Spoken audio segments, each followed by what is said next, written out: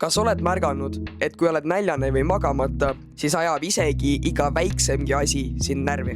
Keegi ütleb midagi tavalist ja järsku tundub tohutult tüütu.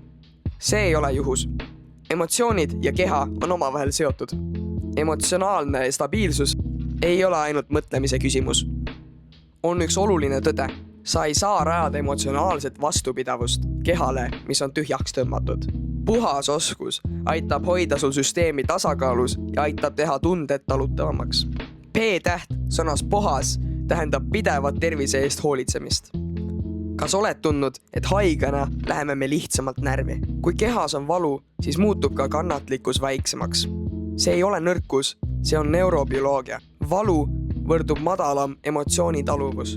Kui sul on valu, haigus või füüsiline ebamugavus, emotsioonid võimenduvad. Peame hoolitsema oma tervise eest. Kui tunneme end halvasti, siis peame vajadusel võtma ravimeid, korralikult toituma, olema värske õhu käes ja piisavalt päiksevalgust saama. U-täht on uni. Uni on emotsioonregulaatori laadija.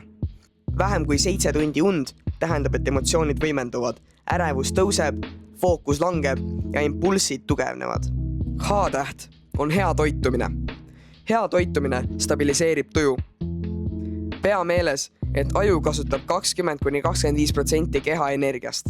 Kui veresuhkur langeb, tuju kukub. Väldi ülipikki söögivahesid. Midagi iga 3–4 tunni tagant. A tähendab ained.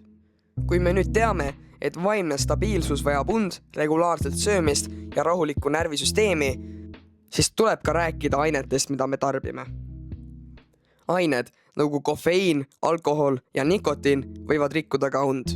Seega, sellised ained teevad meie meele haavatavamaks.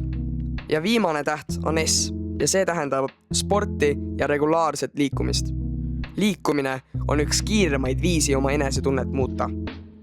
10–20 minutit liikumist päevas aitab tuju tõsta, ärevust vähendada ja stressi leevendada.